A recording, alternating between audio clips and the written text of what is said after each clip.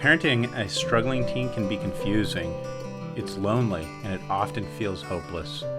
Whether you are parenting a depressed teen, a defiant teen, an ADHD teen, or any other struggling teen, you are not alone. You are not a bad parent. It's time to find what works. It's time for Hope for Parents with Struggling Teens. I had a few thoughts as you guys were talking.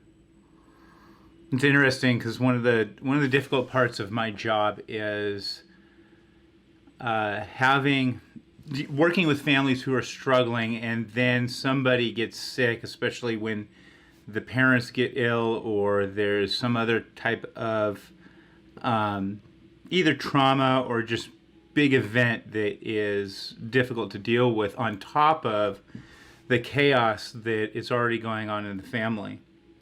And I think my first message is, when you are sick, when you're in need, when you are struggling, as selfish as it may sound, you have got to, at times, put yourself first. You have to make sure that you're okay.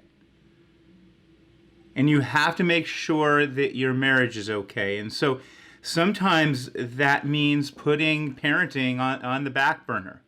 And I know that goes against what all you good parents feel is right. But when major things happen, and it might be getting cancer like we're talking about, or it might be a major event, it might be a loss and something that you're grieving. It might be an injury. It might be loss of a job, or something else. No, you've got to remember that everybody on this call right now, we are leaders of family. And leaders need to know when to take care of themselves. They need to know when to delegate. They need to know when to just let go, okay?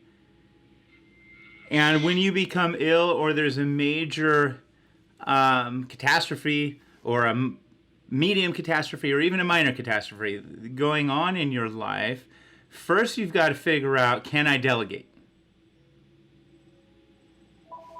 Okay.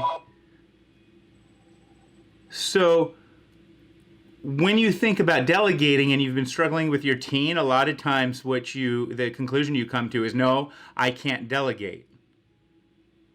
Right? But just because you've been struggling in the past, and just because they might seem like they're not rising to the occasion, doesn't mean that you don't try. Okay? And so you try to delegate, and you see how that goes. And it might be tasks around the house. It might be phone calls that need to be made. It might be something else altogether. Okay? Because when you're struggling, when you're overwhelmed, you got to take things off your plate. Then you've got to figure out what you can do. Now, you don't do more than you can do just because nobody is taking on the task. All you can do, Glenn, all you can do when you are ill is what you can do. You only have so much to give. And if you get something like cancer and you have to take chemo, well, you're going to be tired, you're going to feel ill, and I would assume, I'm not a doctor, but I would assume that giving more than you have to give is only going to make your immune system worse.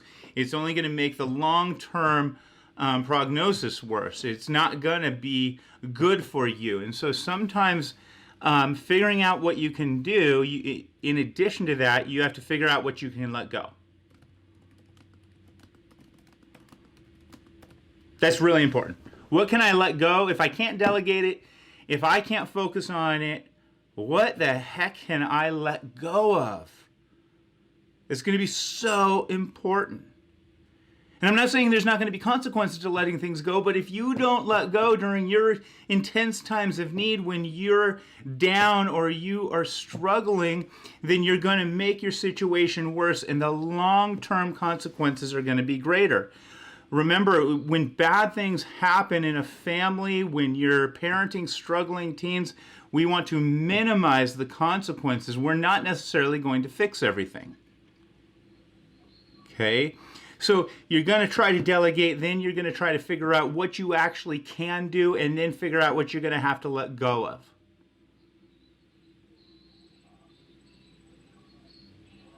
Well, let me clarify something. Number one, taking care of yourself even when you're not struggling, even when you're not in a bad situation, when you're not ill, even when there's not some sort of tragedy that you're dealing with or difficult situation that you're dealing with, taking care of yourself is not selfish. It's only selfish when you do it at the expense of others, or you do it in a way that is taking advantage of others. Or when you take care of yourself in a selfish way, what I imagine is you're taking care of yourself during times that you're okay and you didn't need to take care of yourself, and somebody else, like your child, needed you. And they were depending on you, and they hadn't rejected you. They hadn't made it difficult to take care of them. So taking care of yourself isn't usually selfish. I'll grant you that at times, parents who are focusing on themselves and taking care of not their needs, okay? Taking care of your needs, taking care of your mental health, taking care of your physical health is not selfish. You really, really wanted to go to a concert, but your child was begging you for help with a report, and, that might be selfish. You have gone out with your friends every single weekend, and your child just really wants to hang out with you and have a movie night, and you say, no, I want to go out drinking with this couple that we just met. That's selfish. Okay, but again, when I say taking care of yourself, I've actually had parents who misinterpret that, right? And they come into me and they say, you'd be so proud of me, Brandon. I didn't take my child to their friend's house over the weekend. We just totally took care of ourselves. And that's not what I'm talking about. And sometimes you got to go out socially for yourself, especially if you don't do that often. But what I'm really talking about is make sure when you take care of yourself, you've got a balance of sacrificing for your children and making sure that your social life is okay. You've got a balance of taking care of their needs, because there are some needs that nobody can take care of for your children, and making sure that your mental health and your health is okay. Okay? So that's what I mean by take care of yourself. Taking care of yourself is not selfish. Okay? Now, the next piece, when you're struggling or you become really ill, you have to take it one day at a time, or one step at a time, or one moment at a time. And so if your child is failing out of school and then they get accepted because the school doesn't know that they're failing yet to the school of their dreams, and all they can focus on is how mean you are for saying they can't go to that school, well, there's nothing to do between now and the end of school. There's no reason to even worry about it, think about it. You actually need to compartmentalize it. You do put that aside. You deal with your health. You deal with the things on a daily basis that you can, right? And if you're, the example right now is, of course, getting cancer. Well, the only thing you worry about is, what do I need to do today to stay not stressed? What do I need to do today to make sure that I'm following the doctor's orders? If you're the spouse, how can I walk alongside my spouse? And then I get it. The house still needs to be clean. People still need to be fed. But you see, it's one moment at a time. Okay, I've taken my pills. Now, how can I make feeding everybody super easy, right? So that would be an example of I am going to take care of my kids, but I'm also going to make sure that I'm okay. So take it one step at a time. Take it one day at a time. Take it 1 hour at a time when you need to. Some of the major things that consume your mind, because you know your kids are going to come to you with them, and when they're not able to be caring and empathetic, they're kind of in a selfish state, you know that they're going to confront you, and that's going to make you feel bad. You do need to compartmentalize that. There's going to be a time that you have to confront that. But today's not that day. Right. Tomorrow's not that day. Right now is the time to just figure out, well, what are the next steps? Right now is the time to set boundaries with your child and not engage in difficult conversations with them, because you have a lot of difficult conversations to have with the doctor. So after you guys, and I'm proud of you guys for that, and after you are able to compartmentalize it, put it in a box, you don't keep it in a box, you put it in a box until it's appropriate to deal with it. So after you take it one step, one moment, one day at a time, in doing that, it kind of goes hand in hand. You have to figure out what you actually have to do, right? You do have to provide some things for your children.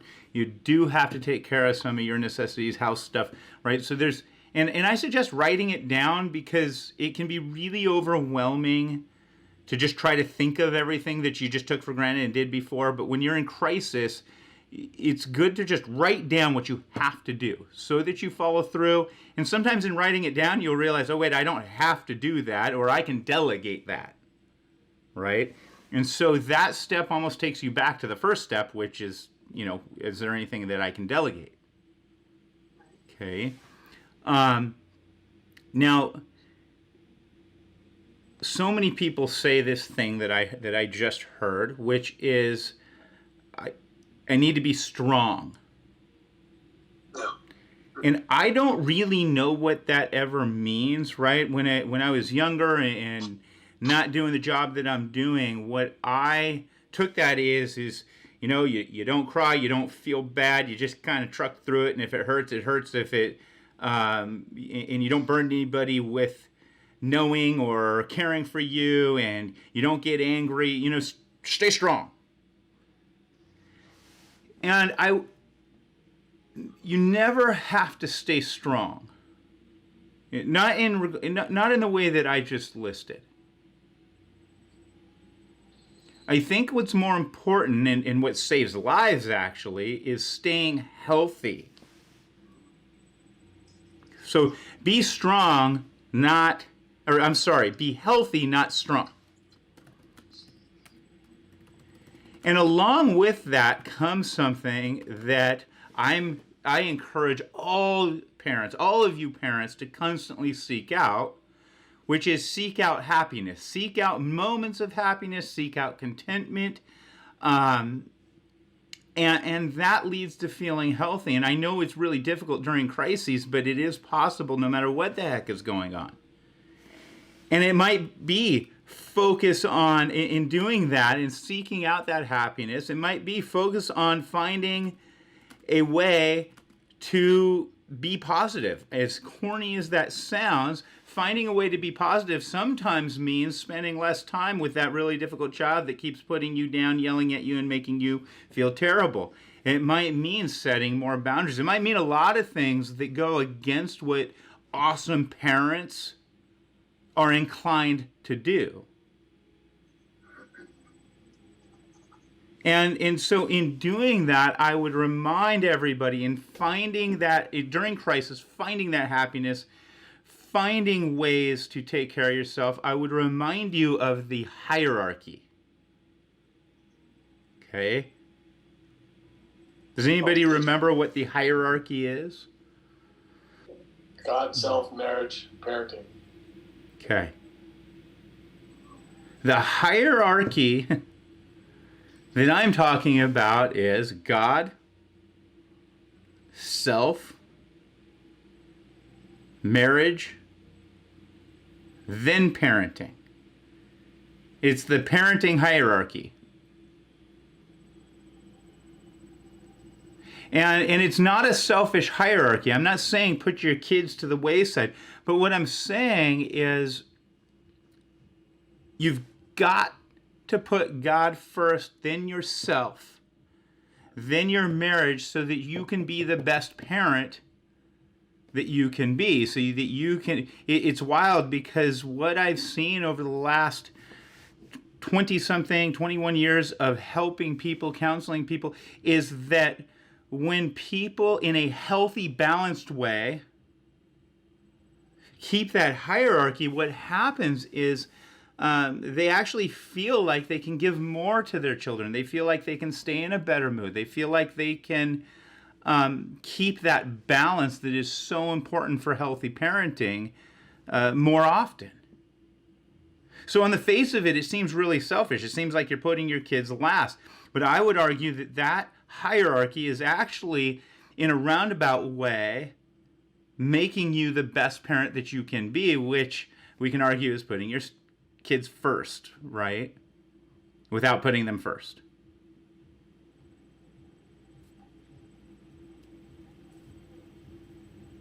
And so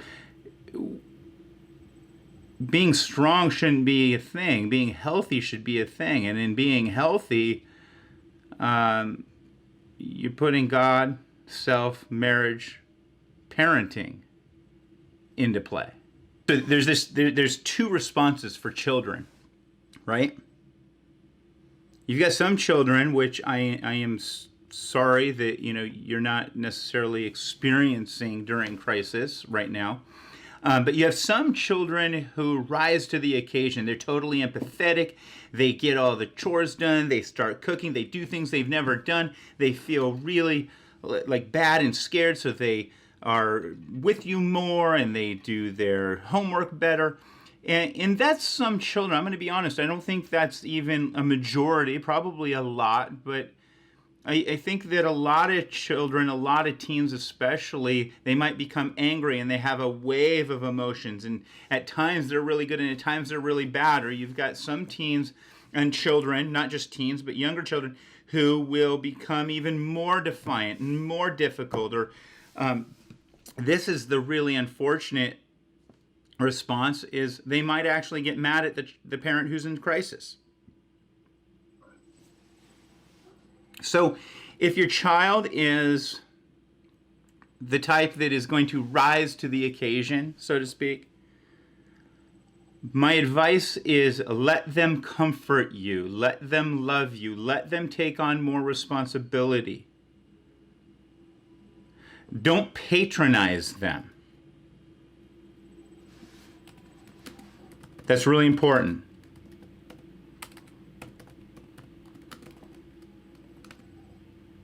And acknowledge them. Don't reward them. Don't do the reward thing. Oh my gosh, my child's amazing, so I'm going to give them more money or give them the Xbox they always wanted, or reward them in some way. But acknowledge them. Let them know that you notice. Praise them for it. Love on them.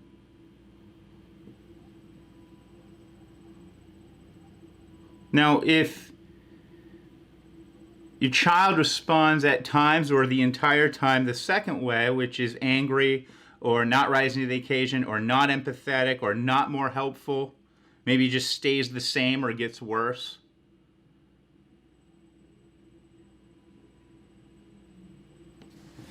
the first thing you have to do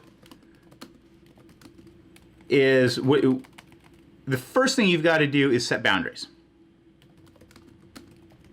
See, the boundaries are what's going to protect you so that you don't have to engage in chaotic conversations. The boundaries are what is going to protect you so that you can put that hierarchy into play.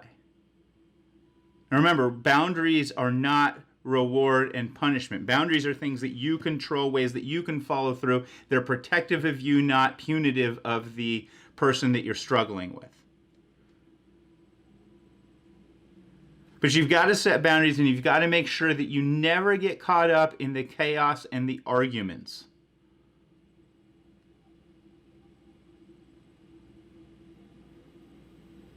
You got to make sure that you put that hierarchy first, and that you put your marriage and yourself first.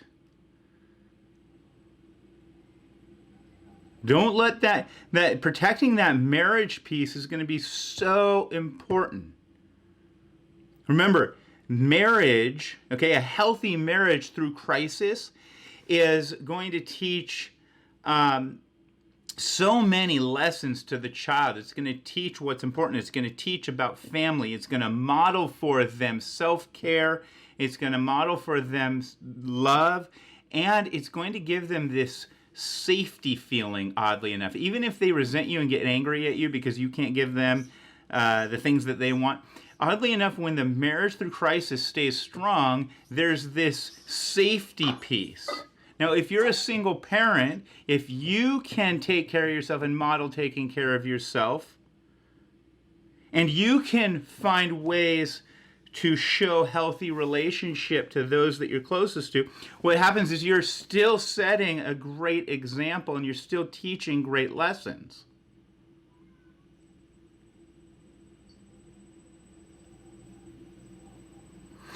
And in this part, you might not find many ways to do this with a really difficult child, but you've got to love on them unconditionally. Now, some of you are going, okay, but what if I'm going through a crisis and my child is depressed and I got to take care of them first? No, you have resources you can offer them so that maybe somebody else can help them, but you don't have to fix them while you're in crisis and need to be taking care of yourself.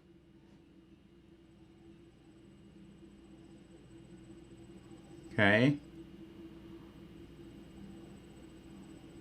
Sometimes putting your child first while you're in crisis can be that whole enabling thing, right? What they learn there is they really are the center of the universe, and there's nothing that's going to take away from that.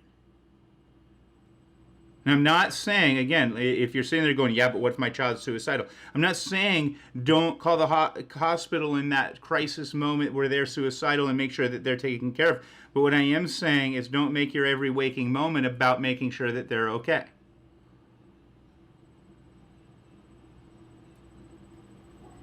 Enlist the help of family, friends, and other. Or a professional or, a hospital if need be. But you have to find balance in taking care of yourself. And last, you've got to love on them unconditionally. And remember, I never say love them. It's love on them. But there might not be very many ways to love on them, so don't beat yourself up over that, because when you get better, when you get through the crisis, there's going to be more opportunities that present themselves to love on them.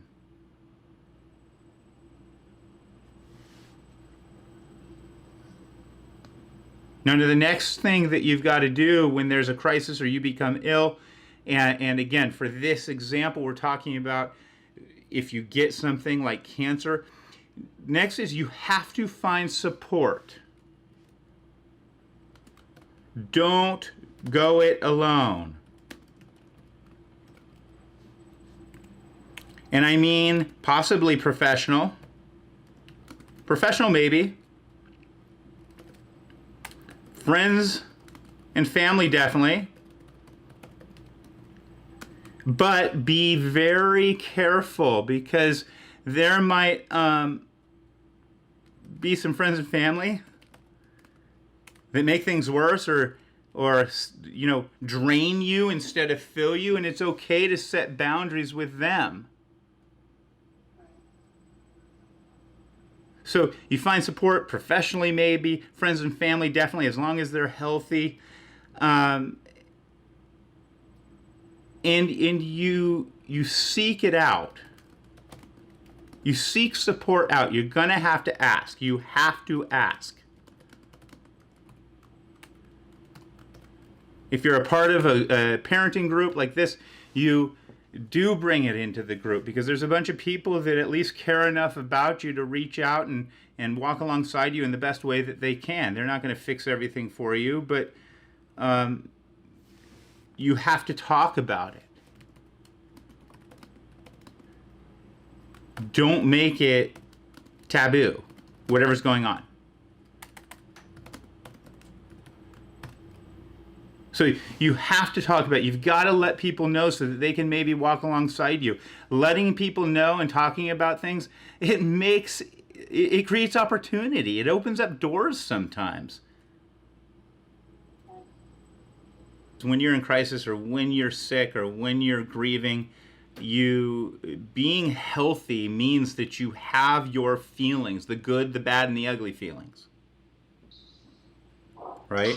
And when I say You would think everybody's willing to have the good feelings, but when people are grieving, have you ever noticed that sometimes they struggle to allow themselves to have good feelings? And when you're ill, it's so you try to be strong so you don't have the bad feelings. So it is so important to not be strong but be healthy. And a part of being healthy is having the good, the bad, and the ugly feelings.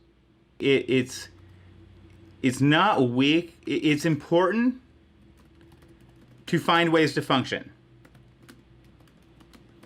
Okay, when you're struggling.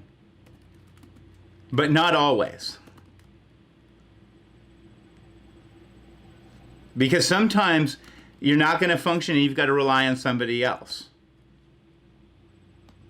So while it's important not to be strong, but to be healthy in seeking health, you'll find that you can function through most of it, but at times you've got to admit that you can't function and you've got to ask for help.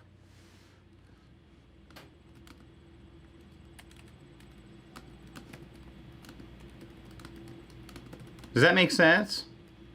Yes. And that to me has nothing to do with weakness.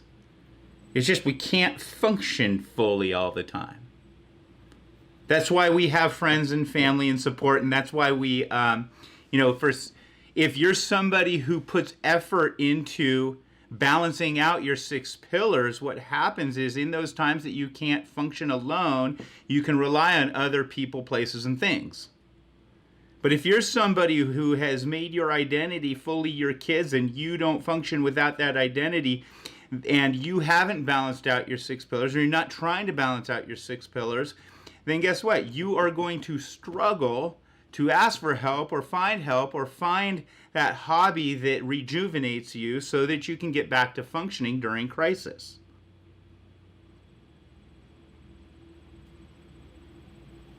And again, it doesn't take strength, it takes being healthy.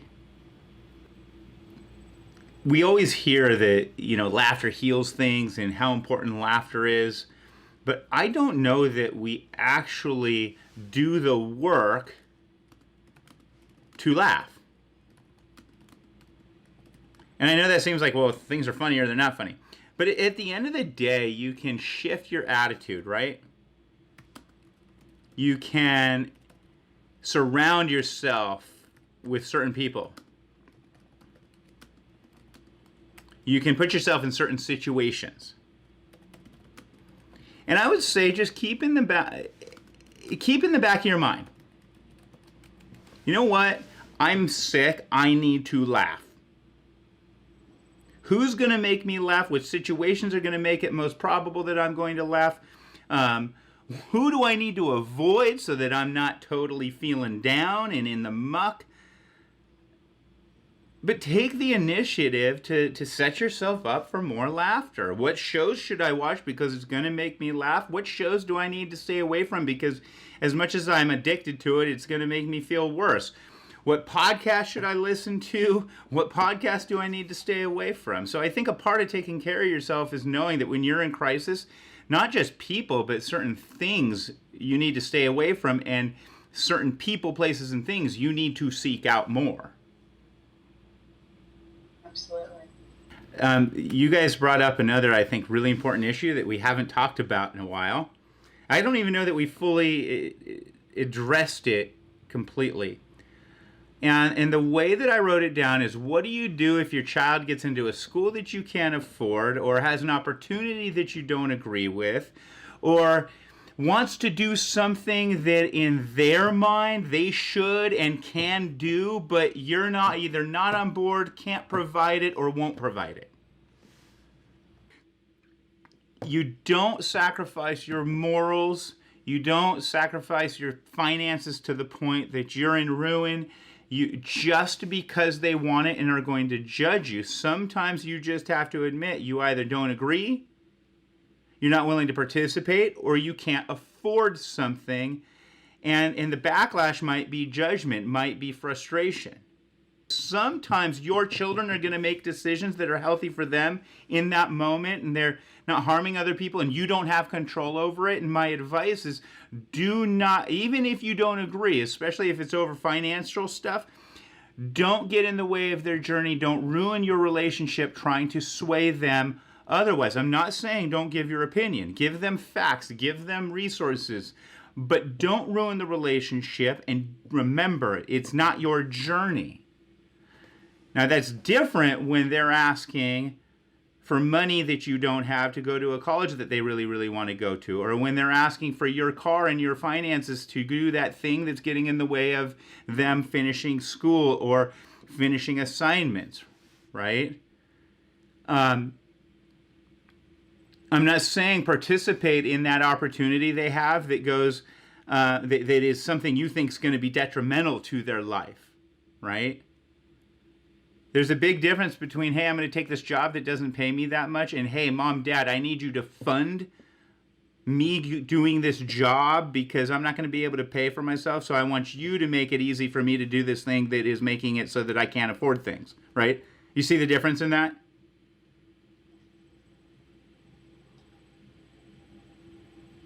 Now, what was shared earlier is, my child got into a college, but they're probably not going to graduate this year, so I think that it's irrelevant.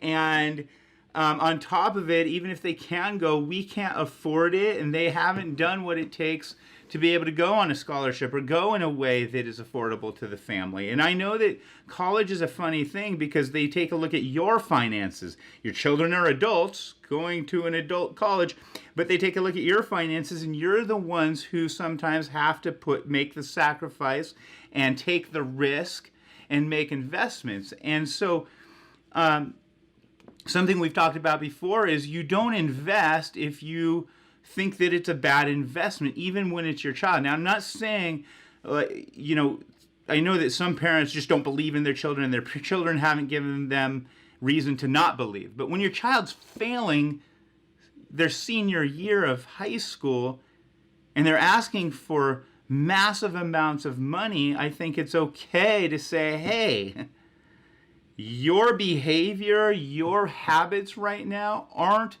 in line with what we're comfortable supporting. We love you and we would love for you to get to that point, but right now we're not seeing it.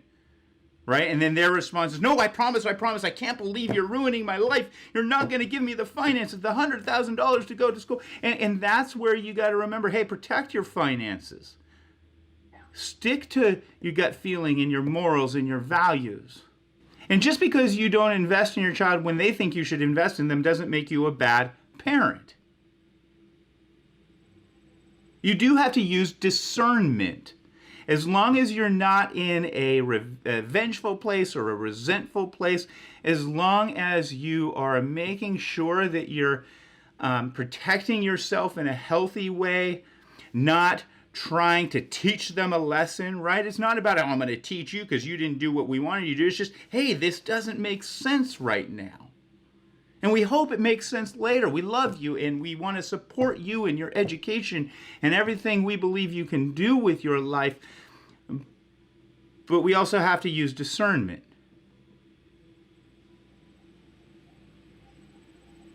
And so what you've got to do first is make sure to talk and plan and figure out boundaries with your spouse ahead of time. Now, if you don't have a spouse, just make sure that you think about and figure out the boundaries and figure out what you're willing to support and what you're not willing to support ahead of time. And don't be swayed. I'm not saying don't listen to your children.